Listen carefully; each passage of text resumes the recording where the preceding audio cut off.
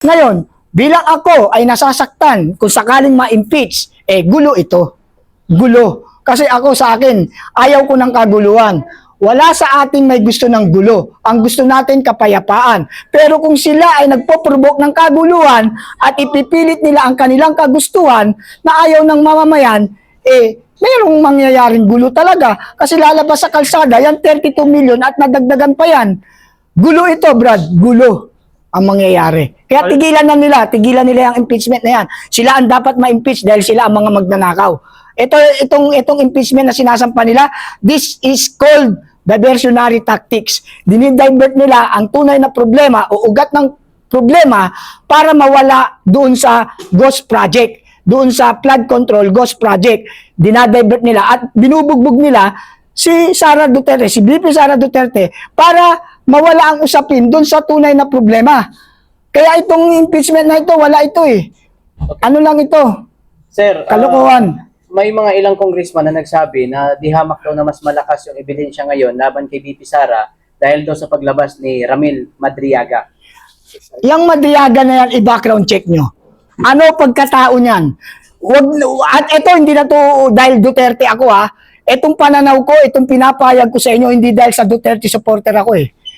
Ipinapayag ko to ayon sa aking sariling obserbasyon at sariling pagmamalasakit. Yang Madriaga na yan, pag binackground check mo, convicted yan eh.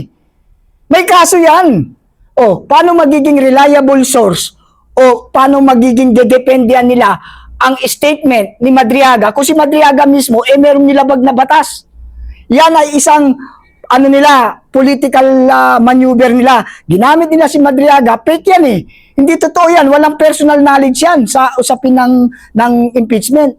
Saka isa pa sir, may nakita ko po sa Facebook na yung regarding sa, di ba si VP Sara nagsalita na kung mamatay siya, ipapapatay niya sa ganito, ganyan. Isa daw yun sa pinakamabigat na ebidensya na laban kay VP Sara sa impeachment.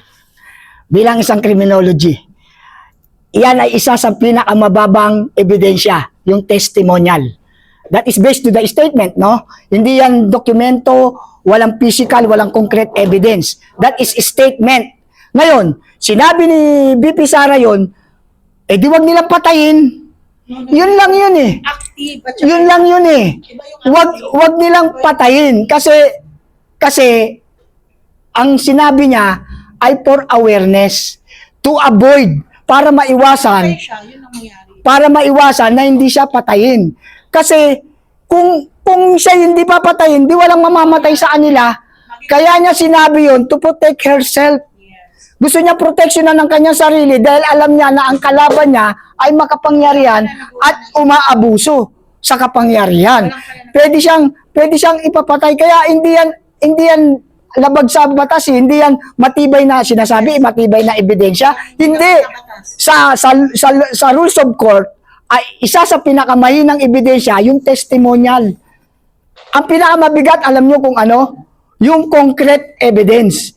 Kahit i-research nyo yan, concrete evidence, that is a major na pinakamataas na ebidensyang ipinipresenta sa korte. Concrete evidence, document evidence, circumstantial evidence, testimonial evidence. Testimonial, pinakamababa yan. Bakit ko nasabi? Kasi yan, pwedeng mabago. Pwede mong baguhin yan, i-withdraw mo yung statement mo, pwede. Next sir, impeachment naman ang pag-usapan natin ngayon. Masaya ka ba sa nangyaring impeachment kang BBM ngayon? Kay BBM, Yeah. yung pa nga mabigat eh. Moro-moro lang yung ginawa nila, sinampaan nila, pero ang bababaw ng grounds. Kaya na-dismiss, wala talaga. Kaya hindi tayo magiging masaya doon, pero sa totoo lang, kung talagang pag-aaralan mo, mas dapat ma-impeach si BBM. Kasi bakit kamo? Merong Saldico, merong Diskaya, ang daming nagpapatunay eh. At ang mamamayan, kitang-kita naman talaga na meron siyang negligence. Meron siyang kapabayaan dito. Dahil siya ang pinaka mataas na sa atin, na taong gobyerno, ang Pangulo. Kaya kung ano man ang nangyayari ngayon, meron siyang pananagutan dito. Bakit hindi siya ang ma-impeach? Bakit si VP Sara na kinilir ng Commission on Audit, kinilir din ng Supreme Court? Oh, ang titigas ng ulo nitong mga nagsasampa na ito dahil itong Ano mga sir? to, Di ba magugulo eh. napag-usapan natin ang impeachment? Maraming article ngayon na lumalabas sa Facebook na itong si Soto masyadong atat na dapat may sulong na agad ng impeachment doon sa Senado. Ano ang motibo niya? Bakit gano'n siya kaatat? Ang motibo niya kasi alam niya na may sakit na ang Pangulo. Ang Pangulong BBM ngayon is under in hospital. Nasa hospital ngayon ang ating Pangulo, kaya siya ay nangangarap na just in case na kung ano man ang mangyari, pwedeng siya bilang isang Senate President, pwede siyang pumalit. Baka yun ang pangarap niya. Pero hindi mangyayari yun. Malabong mangyari kasi meron tayong constitution. As per constitution, ang Vice President ang papalit just in case na namatay or incompetent, physically ill ang ating Pangulo. As per constitution yun, kung re-respetuhin nila ang institusyon natin, ang ating konstitusyon. Ang problema, binabalahura nga nila ang ating konstitusyon, hindi nila sinusunod. Kaya nga tayong mga mamamayan ang umaalma rito. Tayo, kayong mga vlogger, di ba? Bakit kayo nagbablog? Dahil gusto nyong pasinungalingan yung mga pagsisinungaling ng mga Marcos vlogger. Tama. Yun eh. Pero hindi kayo dahil supporter kayo ng Duterte, bayaran kayo. Hindi. That is not your objectives. Ang objectives nyo rito, ibalanse ang informasyon At na katotohanan. ginagawa nilang sinungaling. Di ba? Meron nga kayong nakitang vlogger, di ba? Puno ng singsing ang mga daliri. Tapos, kwintas niya, tatlo-tatlo, lalaki ng pendant. Ginto yun. Ginto yun. Doon pa lang sa suot ng milyon na eh. O may Mustang pa na GT. May condominium pa, may beach resorts pa. Saan kinuha yun? Samantalang ko iba-background check mo, yung Marcos vlogger na yun, dating dugyot yun, dating wala. Pero kayo, nananatili lang kayo sa ganyang antas na nakakaraos sa buhay, sumusurvive, dahil kayo may mga prinsipyo. Kayo merong paninindigan para sa katotohanan. Kaya, kayo, bilang mga vloggers, huwag na nating daanin sa DDS vlogger kayo. Vlogger kayo ng pangkalahatan. Inilalabas nyo lang ang tunay na impormasyon. Yung Marcos vlogger, sila ang tunay na yumaman. Sila ang umangat sa buhay. Sila ang umunlad. Pero kayo, nananatiling ganyan lang ang buhay nyo, pero masaya kayo. Masaya kayo dahil ang mga katotohanan ay inihayag ninyo. Sir, tanong ko, confirm po ba na nasa hospital si Pangulong BBM? At ano po yung ano po yung karamdaman niya? Ayon sa akin, mabigat yung yung sakit na. Lumabas na yan eh. Lumabas na ng hospital yan. Ang problema, binalik. Ibig sabihin, hindi pa talaga siya prepared para bumalik sa pamamahala. I mean to say, meron talaga siyang malalang sakit na hindi natin alam eh. Kasi hindi naman din nila binabanggit yan. Pero ayon sa akin, binalik siya sa hospital uli, ibig sabihin, may malalim na dahilan yan. Kaya, at saka kung sasabihin mo kung paano nalaman, hindi naman natin nakikita ngayon na nagkaaroon siya ng TB commitment. Wala. Ibig sabihin, talaga nasa hospital siya. At kung sakaling wala man siya sa hospital, di lumabas siya, magpakita siya, ito ako, malakas ako, huwag kayong mag-alala.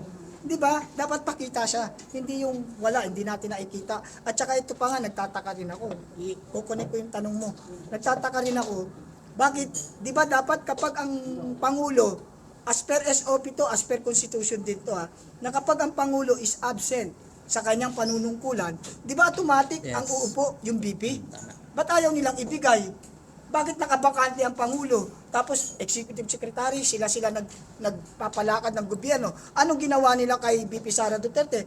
As per Constitution, VP is the one to take over if the President is ill or physically unfit or in hospital. Dapat BP, pero wala nga di ba? Ibig sabihin, politika talaga. Ayaw nila ng kapayapaan, ayaw nila ng kaunlaran. Kaya politika ang ginagawa nila sa bansa natin. Nakakaawa ang bansang Pilipinas na sana ay mayaman. Ako muna magtanong. O sa ano? Sige. Last na. Mapuno na naman. Puno na ng mic. Magka 1 million views tayo. Okay. Gusto niyo Sige. Banat. Okay, sa mga nag-file ng impeachment complaint laban kay VP Sara, opinion mo mensahe mo sa kanila?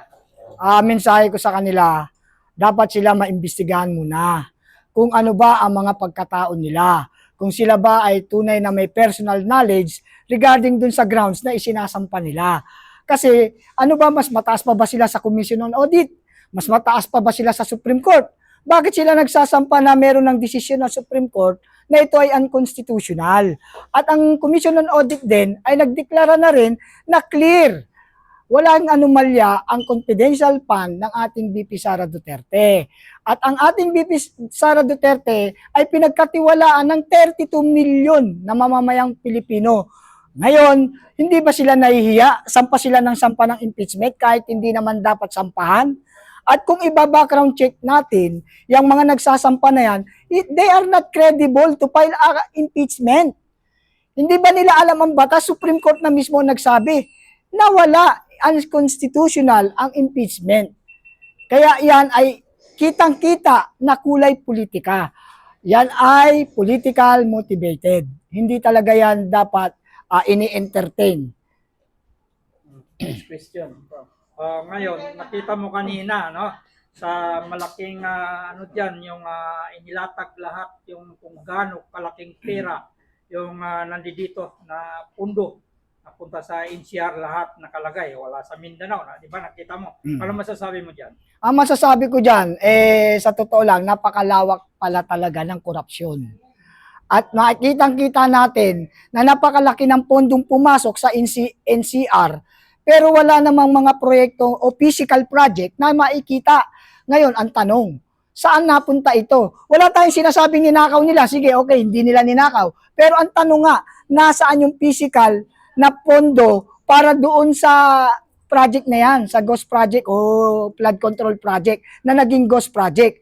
Ang laki ng NCR, kung makikita mo, trilyon.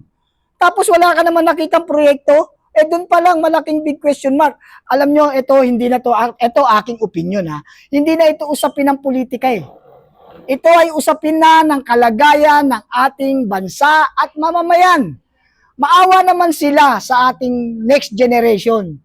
Dapat tigilan na ang korupsyon, tigilan na ang sobra-sobrang pagnanakaw.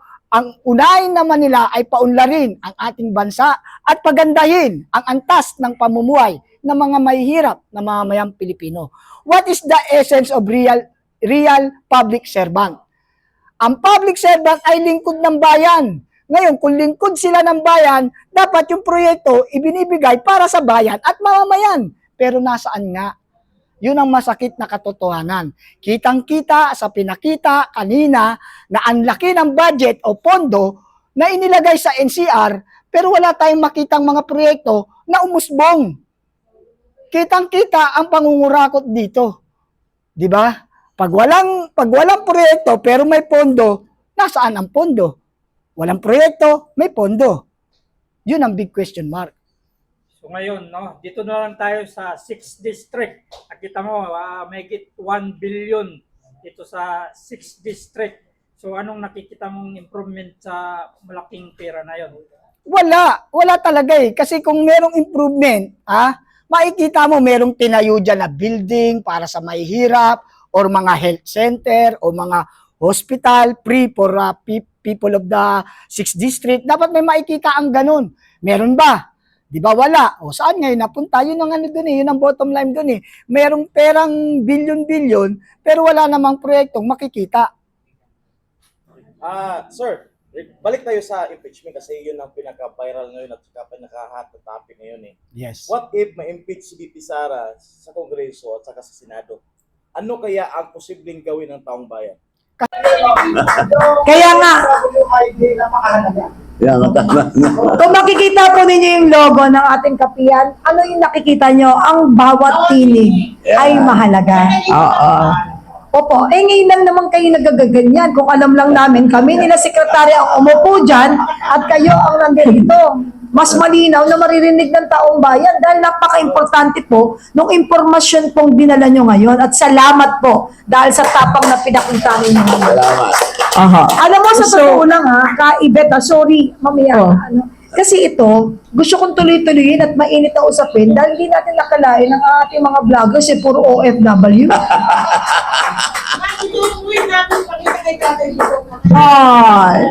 Malaki-laki makukuha ng mga to, lalo na tatapang to nung nalaman nila. Gusto kong tanong kay Secretary Bello, pero parang nasagot na eh. Ito na lang, yung number 14. Opo. Parang importante, di ba, yung How should? Yung number 14 ka, Penny. Yung kasi natanong ko na yung yung naging How should history? hindi, yung leadership po ba ng atin pong yung ginawa po ba did that leadership style strengthen po yung Dole's position or did it complicate it? Yung pong naging kanina pong nasagot ninyo yung parang yung style na naka-apekto sa mga negotiation, di ba? Tsaka employers, unions and tripartite, nasagot ninyo. Ngayon na yung pagsusog ko po, did that leadership, yung style na lideratong pinakita, naging mas malakas ba? Nakapagpalakas sa Dole's bargaining position or did it complicate? Yun na nga actually, it gave Dole a true face. Dahil nung araw, ang tingin nila, ang Dole ay pro-management. So, na puro pabor sa ang desisyon ng mga NLRC, gano'n. At yung mga arbiter, puro pabor sa mga employer. Pero pagdating ng panahon, ay napakita na ni Pangulong Duterte through the Department of Labor na wala ang pinapanagaan, kundi parehong tinitignan as partners in the business.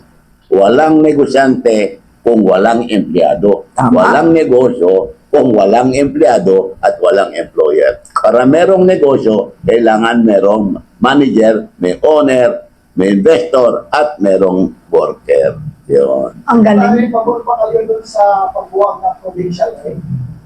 Ng provincial rate sa business, sa sweldo. Yung sa tripartite, wage productivity board. O kasi kuan naman, may yung regional, kasi merong wage board O, may wage board, regional.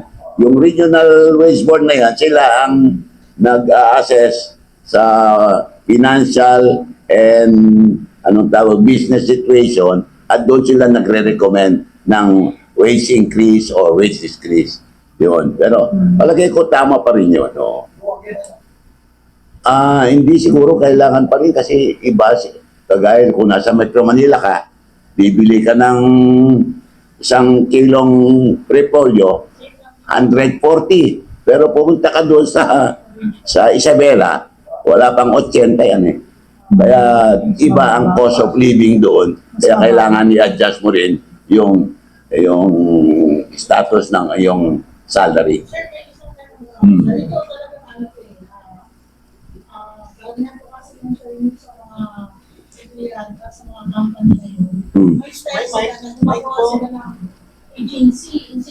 Microphone, please. Mike. Ayan, pero nandyan naman yung wage board natin eh. Sila ang tumitingin at naniniguro na tama ang assessment nila sa situation at magiging basis ng kanilang wage increase or wage decrease. Ay, ikaw po sir, ang tutuloy po yung regarding sa agency. Instead na dahil sa company mag-apply, ang company gumawa ng agency para yun ang agency magpasok sa kanila na ano sir, nabayulin po kasi ang karapatan ng mga magagawa. Hindi naman kasi yung wage board may representative na mga manggagawa yan. O hindi naman purely yun lang. Yun lang ang bantayan nyo, baka masyadong pro management yung mga members. So, pero kung meron ganun, dapat iparating nyo sa Department of Labor Secretary. Ako, ginawa na rin po sir. Wala rin, baka Kasi ang mayari ng ng company, hindi mo agency. Kaya yun kasi, ayan, kabayan. O, yun. Mag-ano muna tayo kasi medyo mahaba yung oras natin. Pero sir, last ka, sige. Kasi nasira yung ating flow ng program. But thank you kasi very informative po yung nilatag ninyo. Thank you. Go on, sir. Si Pogi. Hello? Ayan, meron po, sir. Meron pumapasok po. Meron? Opo. Actually ma'am, pwede mag-secretary content ng topic.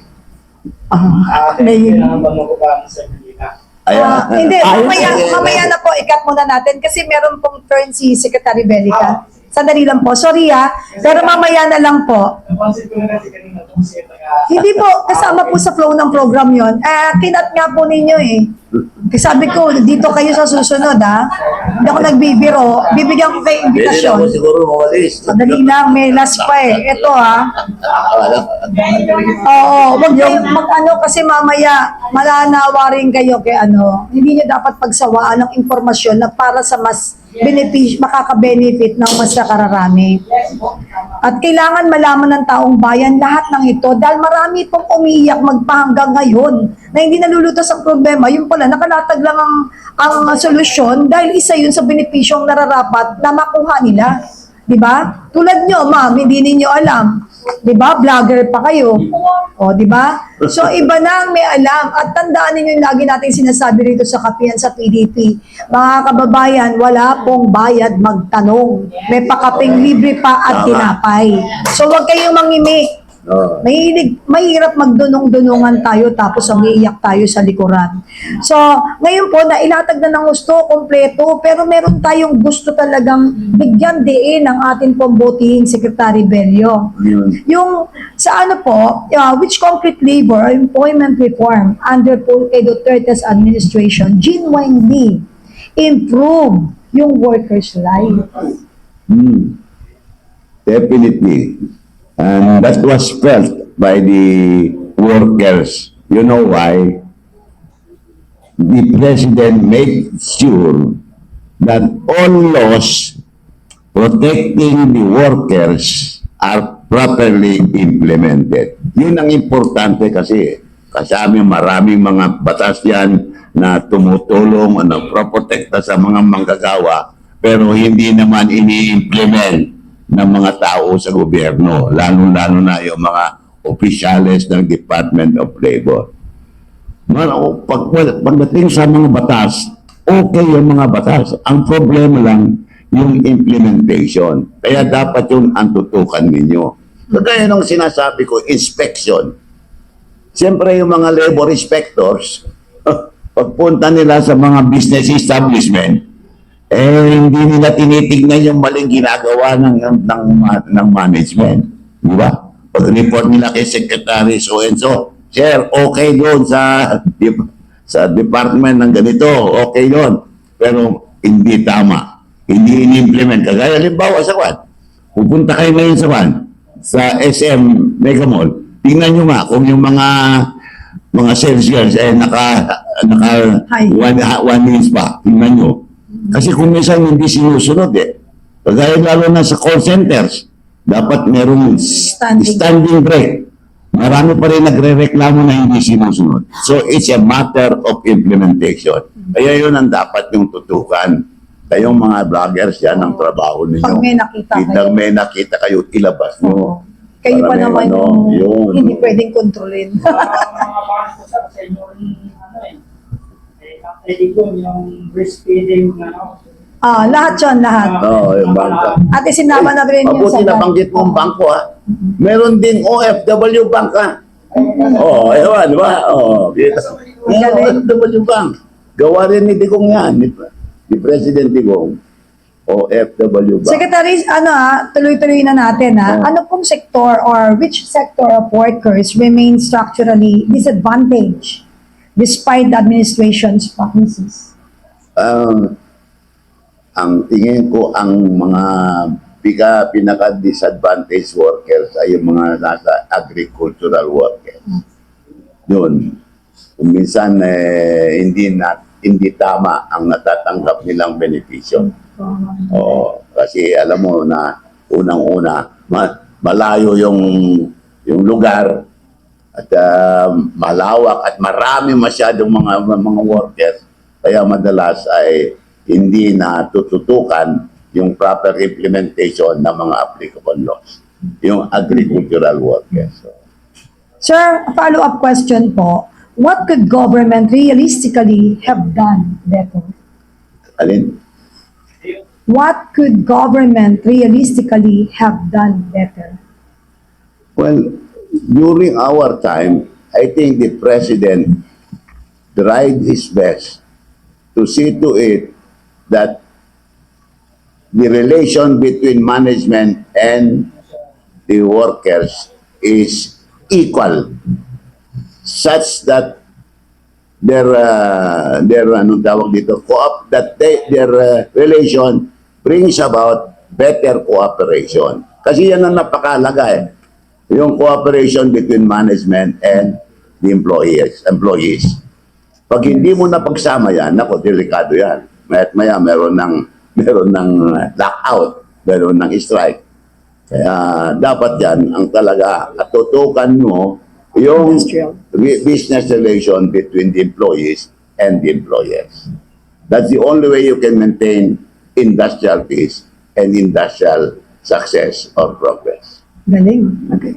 So isa pa, what institutional changes in Dole will outlast the Duterte's presidency? Ang dami. Wala kang many to Commuting, mention. yung endo, ko niya lang, na kung lahat yan na. Yung last, yung nabanggit na niya. Na paano Pero lahat parang kulang pa sa dami, no? yan? Eh, siyempre, alam mo Parang naman. kulang ang oras natin. Siguro yung Babalik Oo, ako yung next time. question na lang. Babalik Yung last ako. na lang tayo, yung last na lang, no? How Kanina should kasi we- ang dami ko pang gusto sabihin sa inyo. Medyo naging mainit eh. Tapos nagdagdagan ng ating guest sa susunod, sinasabi ko sa inyo ng dahil sa akin. Sinira niyo yung oras, pero thankful ako. Salamat sa inyo. Secretary, last but Ano? not the least, Ano yun? how Kala ko, should, pagbigyan natin si Greco, mamaya po marami po yan, mag-iwang alala. Sasuko yan sa Mag-alas amin. 12 na yan. How should history judge the Duterte administration on labor by outcomes, by intent, or by political context? By outcome. Oo. Kaya nga, very good. yung Well said. sinabi ko nga, yung administration of President Duterte in terms of labor is, yung number one is the industrial peace. Yun Yes. ang pinaka-importante. Laking bagay Yung po yun. industrial peace. Ang galing. And for that, thank you very much, Secretary Bello. Alam ko, nagmamadali ka ba? Medyo Kasi ganito, no? Bibigyan ko po kayo, kung nagmamadali kayo, para i-turn naman natin ang table kay Chairman Greco Bellica, pwede na po kayo magsalita ng inyo pong, na last word. hindi naman last one. Statement. So, serisan lang yun. That's it pa. Well, unang-una, nagpapasalamat ako kay Penny at saka kay Beth. And of course, my friend, Grego, marami rin kayo matututunan kay Grego mamaya. Thank you for this opportunity of sharing my experience as the Secretary of Labor of former President Digong. Alam mo, kagaya ng sinabi ko, unexpected yun. I thought I would become an ambassador. Yun pala. Pero, alam nyo, napaka-outstanding yung performance ni President, not only in terms of labor, but in all other aspects of governance. Ang pinaka-importante yan ay yung kanyang anti-corruption. Alam niyo ba na si Pangulong Duterte, pag nakaamoy lang ng konting kalukuhan, si Bat, remember yung inappoint niya na Secretary of Local Government? Wala pang 5 buwan, tinanggal. Alam niyo kung bakit? Unang-una nakita niya yung kanyang Secretary of Local Government, may escort. Kada lumakad, may escort na 5 motorcycle ka. O tapos meron na siyang nakita pang iba. Pangalawa, wala pa rin 4 na buwan. Yung kanyang, remember niyo yung spokesman niya nung nagkakampanya siya. Meron siyang spokesman eh. Kaya nung nanalo siya, yun ang initial ng spokesman niya. Pero after 8 buwan, sipat na. Pag nakaamoy ng konting masama, tanggal ka. Yung Minister of Secretary of Agriculture niya, yung kanyang presidential advisor on the peace process, nawala lahat yan dahil nakaamoy. Ganun ang pinaka ng ating Pangulo, yung corruption. Pagka nakaamoy ng konti yan, hindi niya matolerate any form, any degree of corruption is hindi matanggap ng ating Pangulo. Kaya nagtataka ako na sa panahon na ito na sobrang korupsyon, bakit walang natatanggal? sobra ang korupsyon, pero walang natatanggal. Napopromote pa. Napopromote pa. Kaya, Pang mga security. kaya Mas mga marami. kababayan ko, kung kayo ay nakatinin at nakikita nyo ang nangyayari, huwag niyong paintulutan na mangyari itong nakawan, mangyari itong korupsyon na hindi managot yung mga taong responsible for this highest form of corruption. Maraming salamat, Secretary Bello. Alam mo yung sinasabi ng Secretary Bello, tunay at totoo sapagkat kami po, nung kami po ay naglilingkod, talagang nakatuto kami sa serbisyo publiko. Kaya nga lagi nating ipinaalala sa lahat ng mga opisyalis ng gobyerno that yung simple at payak na pamumuhay dapat ang lagi nating pinakikita dahil ang pinagsiservisyo natin ay taong bayan na nangangailangan. So with that, we thank you very much sa lahat ng information Thank you. ninyo tungkol sa mga legasiya rin na naiwan ng ating pong minamahal na Tatay Digong. And of course, sa ating pong segment 2, ang ating pinagmamalaki. Ito talaga ang pambato at nangunguna pag-usaping korupsyon. Ang chairman ng PACC. Ang PACC, ano nga yung PACC? Ayan. Presidential Anti-Corruption Commission. Yun po. Kitang-kita naman po. Ibibigay ko na po yung floor kay Attorney Yvette Contacto para ipakilala ang napakakisig na si Chairman Greco Belica. Maraming salamat, Captain. Atin ko lang boss natin. Ang next panelist po natin needs no flowery words no for our introduction. Belica ruling, pinaka-landmark case ho ng Supreme Court decided en banc laban sa corruption because of the PDAF scandal. Pero lingid sa inyong kaalaman, when he was still Manila Councilor, karamihan po ng kanyang ordinansa ay patungo sa good governance and protection